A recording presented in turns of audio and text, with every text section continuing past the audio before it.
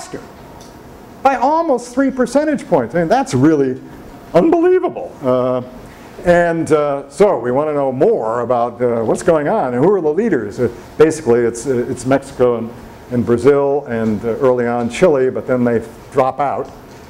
They continue to undergo the catch-up, but at a less spectacular rate, right for that 2 decades up to World War I. They improve their performance above that during the interwar. They continue rapid catching up, and of course they do so in the post-World War II period as well under ISI. But under ISI, the industrial catch-up is no bigger than it was in the interwar, and it was smaller than it was back there in the 1870s and 1880s. That is, there are fundamentals at work accounting for the catch-up in Latin America on the leaders that have nothing to do with the extraordinary anti-global and protectionist policies that are only introduced at the end of the period. So there are other local forces at work that we're going to have to lean on to explain.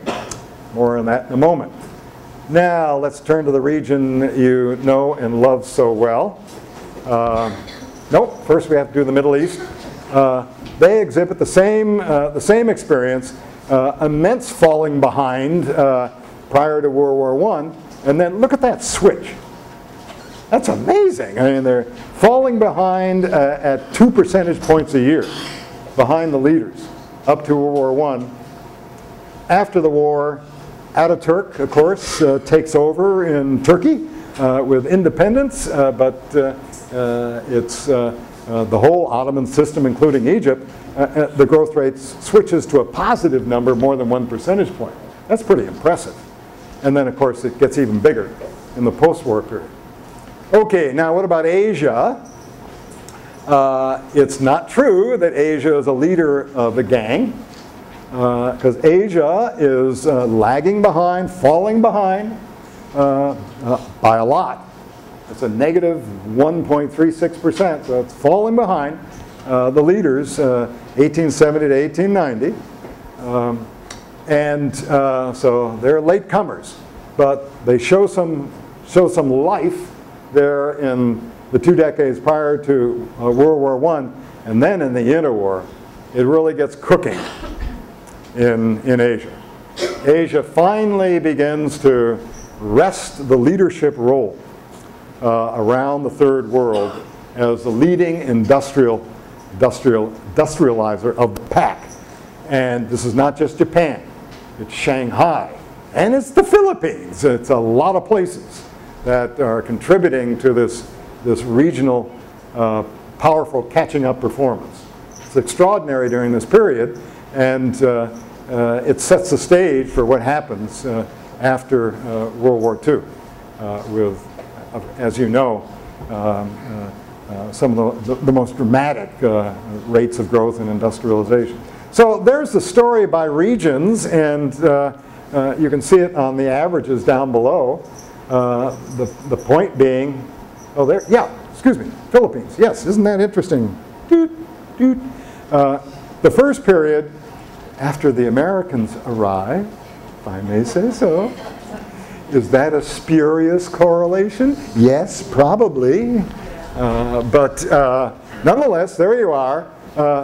Very impressive catching up performance early on from the first censuses, 1902, up to World War I. Philippines is doing as well practically as any other place in terms of their rate of catching up, except maybe for the Latin American leaders. So there's a history of good performance in this reversal. And we're talking about this reversal from a de-industrialization episode for now an industrialization, getting it back, an industrialization episode. Yeah, it's all labor-intensive, small scale, but so what? It's labor-intensive and small scale for all newly industrializing countries. That's what they're supposed to do. They got cheap labor and not much in the way of skills. That's what they're supposed to do, and they do it well. Why does it stop? Why does the Philippines stop doing well in the interwar? It's still catching up, but that's a pretty small number compared to what it had before.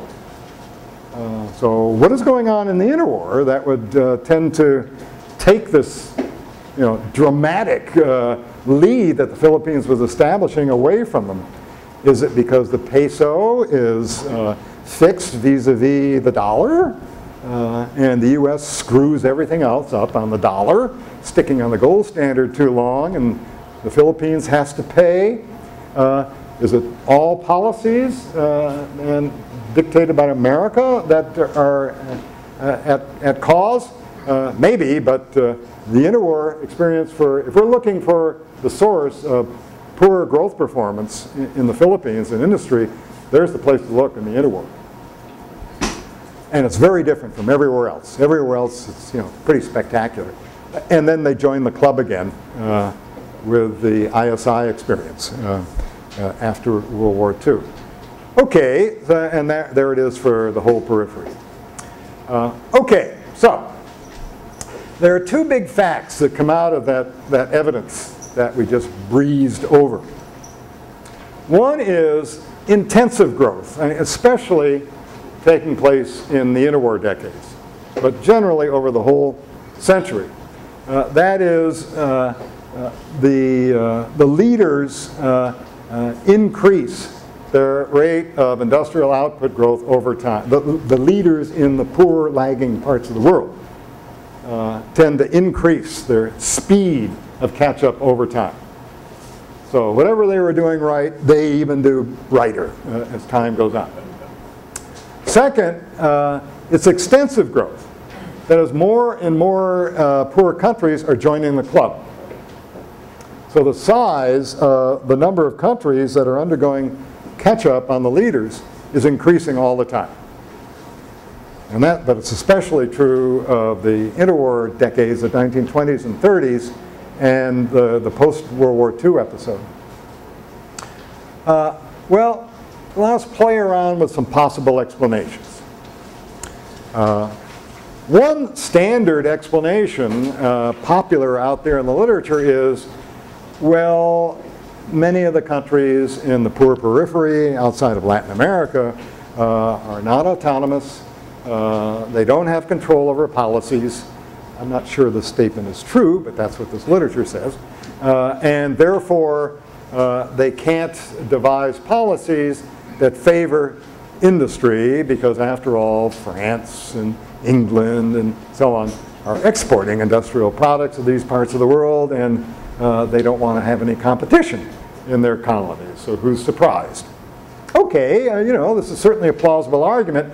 So list the countries in the sample that have autonomy. There they are. They're Latin American and Eastern European. And here are the ones that didn't. So these are either out-and-out colonies or have been subject to unfair treaties. When American gunships come into Osaka Harbor and train guns on the island of Honshu and say, Japan, you trade with America or you die. Which would you like? We'll trade, thank you very much. And so they open up the trade. So all of these countries listed there are either Asian countries that have been coerced into going open, or the colonies which are doing what their masters tell them to do, and that's go open. And there's the result. And can you see that? You can see it on your piece of paper. So there's positive rates. These are measures of output growth. So positive rates, industrial output growth. Positive rates of industrial output growth, catching up, I mean, for those who have the autonomy, and negative rates, that is falling behind, for those who don't. Classic confirmation of the view that if you're a colony, you don't have control over the policies that are favorable to industry, and therefore industry loses. Okay, except that's the only period for which it works. Turn to the next one. The next one, 1890 to 1913, the figures reverse. The faster rate of catching up now is in the so-called colonies. I grant you it's a small sample. Wish it were bigger, but we're testing this hypothesis out there. And then you move to a later period, and the discrepancy even gets bigger. It doesn't look like it's a simple correlation here that's working, that if you don't have autonomy, you're going to be a loser in the industrial race. No, that's simply not true. It may not help you, but it either means it didn't matter. It might mean that we assume that the colonies have control over policy, but local elites get their hands in and influence how policy turns out, or other factors are offsetting. Whatever it is, it's not the big factor that historians tell us it would be, at least in this sample.